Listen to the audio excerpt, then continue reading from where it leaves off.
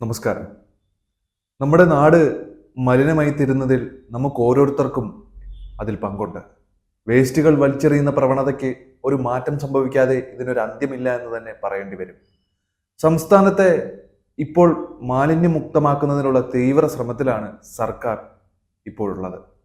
തദ്ദേശഭരണ സ്ഥാപനങ്ങളും ശുചിത്വ മിഷനും ഹരിതകർമ്മസേനയും എല്ലാം സംയുക്തമായി ചേർന്ന് നിന്നുകൊണ്ട് സംസ്ഥാനത്തെ മാലിന്യമുക്തമാക്കാനുള്ള പരിപാടികൾ ചെയ്തു തുടങ്ങി. ഇവരിതെല്ലാം ചെയ്തു തുടങ്ങിയിട്ടും അനങ്ങാപ്പാറ പോലെ മിണ്ടാതിരിക്കുകയാണ് റെയിൽവേയുടെ സമീപനം. ശരിക്കും നമ്മുടെ തലസ്ഥാനത്തെ മലിനപ്പെടുത്തിക്കൊണ്ടിരിക്കുന്നത് ആരാണ്? റെയിൽവേയുടെ കണ്ണിൽ ഇരുട്ട് ബാധിച്ചാലും യാഥാർത്ഥ്യം എന്താണെന്നുള്ളത് ഒരിക്കലും നമുക്ക് മറച്ചു പിടിക്കാൻ പറ്റുന്ന ഒന്നല്ല. തിരുവനന്തപുരം റെയിൽവേ സ്റ്റേഷനിലെ കാര്യം തന്നെ എടുത്ത് പരിശോധിച്ചാൽ നമുക്ക് മനസ്സിലാക്കാൻ സാധിക്കുന്നത് സെൻട്രൽ സ്റ്റേഷനിൽ നിന്നും പവർ ഹൗസ് റോഡിന്റെ ഗേറ്റിലേക്ക് പ്രവേശിക്കുന്നവരെ സ്വാഗതം ചെയ്യുന്നത് വലിയൊരു മാലിന്യ കുന്നാണ്. ആഹാരത്തിന്റെയും തുണിയുടെയും വേസ്റ്റ് പാത്രങ്ങളുടെയും മനുഷ്യവിസർജ്യം ഉൾപ്പെടെ ചെളിയിൽ പൊതിഞ്ഞു കിടക്കുന്ന സാഹചര്യമാണ് നിലവിലത്തെ അവസ്ഥ. റെയിൽവേയുടെ കെടുകാര്യസ്ഥത കാരണം ആമയിഴഞ്ചാൻ തോട്ടിലെ മാലിന്യത്തിൽ സ്വപ്നങ്ങളെല്ലാം മുങ്ങിപ്പോയ ജോയിയും സഹതൊഴിലാളികളും കുറച്ച് ദിവസങ്ങൾക്ക് മുമ്പാണ് ഈ മാലിന്യങ്ങൾ കോരിയെടുത്തിരുന്നത്. ഈ കാണുന്ന മാലിന്യങ്ങളൊന്നും റെയിൽവേയുടേതല്ലെന്ന് വാദിക്കുന്നവർ മനസ്സിലാക്കേണ്ട ഒരു വസ്തുത, പ്ലാറ്റ്ഫോമിനടിയിലെ മാലിന്യങ്ങളാണ് അവർ കൂടുതലും നീക്കം ചെയ്തതെന്നുള്ളതാണ്. ഹൈക്കോടതി നിർദ്ദേശപ്രകാരം നിയോഗിച്ച അമിക്കസ് ക്യൂറി വരുന്നതിന് മുമ്പാണ് അവർ സ്റ്റേഷൻ ശുചീകരിക്കാനുള്ള ശ്രമങ്ങൾ ആരംഭിച്ചത്.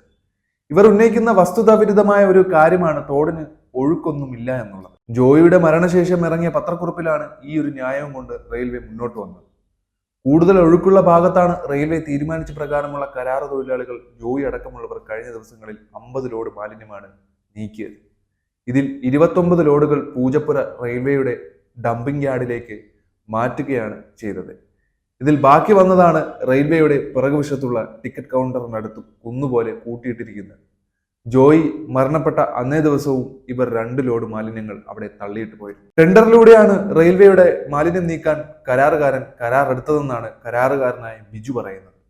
റെയിൽവേയുടെ മേൽനോട്ടത്തിലാണ് രാവിലെ 8 മുതൽ വൈകുന്നേരം 3:30 വരെ മാലിന്യം നീക്കിയിട്ടുണ്ടായിരുന്നത്. എന്നിട്ടും റെയിൽവേയുടെ ന്യായം എന്തെന്നാൽ ജോയിയുടെ മരണത്തിൽ തങ്ങൾക്ക് ഒരു ഉത്തരവാദിത്വവും ഇല്ലെന്നാണ്. പണിക്ക് കരാറ് നൽകിയത് റെയിൽവേ, ആളെ എടുത്തത് റെയിൽവേ, മാലിന്യം ഇന്ന സ്ഥലത്ത് കൊണ്ട് കൂട്ടിയിടാൻ പറഞ്ഞതും റെയിൽവേ. എന്നാൽ അപകടമുണ്ടായപ്പോൾ അതിന്റെ പൂർണ്ണ ഉത്തരവാദിത്വത്തിൽ നിന്നും മാറി നിൽക്കുകയാണ് റെയിൽവേ ചെയ്യുന്നത്. അവിടെയും കഴിഞ്ഞിട്ടില്ല അവരുടെ ന്യായങ്ങൾ. മാലിന്യം സംസ്കരണത്തിന് അവർക്ക് സ്വന്തമായിട്ട് ചില സംവിധാനങ്ങൾ ഉണ്ടെന്നാണ് പറയുന്നത്. എന്നിട്ടും നിങ്ങൾ എന്തുകൊണ്ട് നിങ്ങളുടെ സ്വന്തം സംവിധാനം ഉപയോഗിച്ച് ആമയിഴഞ്ചാൻ തോട്ടിലെ മാലിന്യം സംസ്കരിക്കാനോ നീക്കം ചെയ്യാനോ തയ്യാറാകാത്തത്? ആ ഒരു ചോദ്യം ഇവിടെ അവശേഷിക്കുകയാണ്. 50 ലോഡ് മാലിന്യം തോട്ടിൽ നിന്ന് മാറ്റിയിട്ട് പോലും ഫയർഫോഴ്സിനും സ്കൂബ ഡൈവിംഗ് ടീമിനും കെട്ടിക്കിടക്കുന്ന മാലിന്യം കാരണം രക്ഷാപ്രവർത്തനം പോലും നേരെ ചൊവ്വെ നടത്താൻ കഴിഞ്ഞിട്ടില്ല.